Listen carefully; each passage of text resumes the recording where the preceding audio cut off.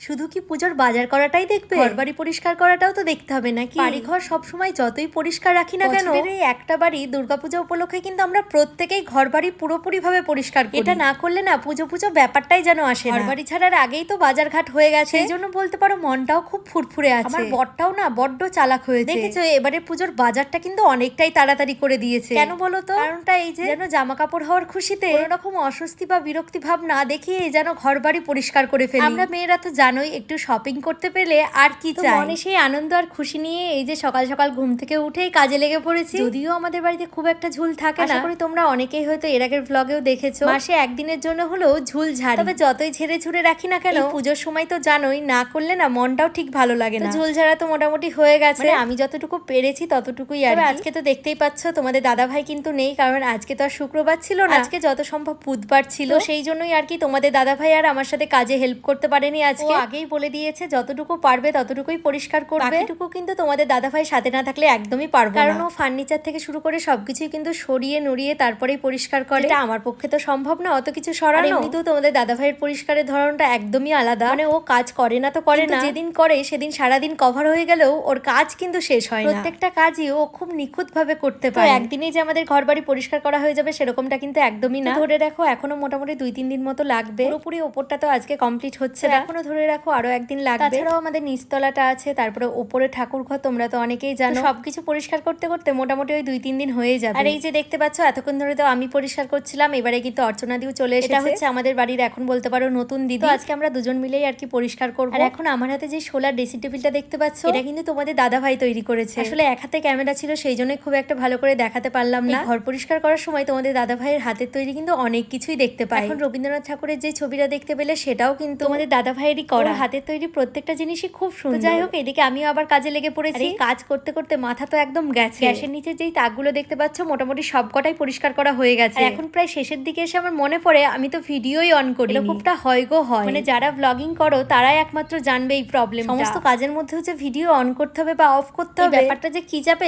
সেটা আর কি বলি তোমাদের। যাই হোক, এদিকে তো দেখতেই পাচ্ছ আমি তো খুব ব্যস্ত। যদিও ব্যস্ত হওয়াটাই স্বাভাবিক, ভেতরের সবকিছু বের করে আবার নতুন করে গোছকাজ করাটা আমার একটু চাপেরই মনে হয়। গোছকাজ করে রাখতে আমি কিন্তু সত্যিই খুব ভালোবাসি। মানে তোমরা যারা আমাকে অনেকদিন ধরে চেনো তারা আশা করি ভালো মতোই জানো। কিন্তু গোছানোর সময় এটাই মনে হয় আগে যেভাবে সুন্দর করে সাজানো ছিল সেই রকম সুন্দর করে কি সাজাতে আবার পারবো? যদিও আগের বারও সেই আমি গুছিয়েছিলাম, এই কথাটা কেন জানি প্রত্যেকবারই মনে হয়। সরি, আগের বছর বলে ভুল হবে, প্রায় মাঝে মধ্যেই কিন্তু এই তাকগুলো আমি পরিষ্কার করি না। তাই বলে কি রোজ করা সম্ভব? সেটাও কিন্তু সম্ভব না। আমি যতটুকু পারি ততটুকুই চেষ্টা করি পরিষ্কার পরিচ্ছন্ন রাখা। ছোটবেলা থেকেই মাকে দেখেছি মা প্রচন্ড পরিষ্কার পরিচ্ছন্ন, তবে মায়ের মতো অতটাও কাজের হতে পারিনি। অবশ্য জানিও না অতটা কাজের হতে পারবো কিনা ভবিষ্যতে। যাই হোক, এদিকে দেখতেই পাচ্ছ ভেতরে যে খালি কৌটো কাউটাগুলো ছিল সেগুলোই এখন পরিষ্কার করে রাখছি। সব কৌটো কাউটা পরিষ্কার করা লাগবে না, কারণ কৌটো ফাঁকা হলেই কিন্তু সঙ্গে সঙ্গে ধুয়ে রাখি। সেই জন্যই কিন্তু মোটামুটি সব কৌটোগুলোই পরিষ্কারই রয়েছে। যেগুলো ফাঁকা ছিল সেগুলোই আর কি ধুয়ে রাখছি। আমরা তো আজকে ঘর পরিষ্কার করার কাজে লেগে পড়েছি। আচ্ছা, তোমাদেরও কি ঘর পরিষ্কার হয়ে গেছে? হয়ে গেলে কিন্তু অবশ্যই কমেন্ট করে জানিও। আর কার কদিন সময় লেগেছে সেটাও কিন্তু জানাতে ভুলবে না। অবশ্য সবাই মোটামুটি একদিনে করারই চেষ্টা করে, প্রত্যেক দিনের খাটনির থেকে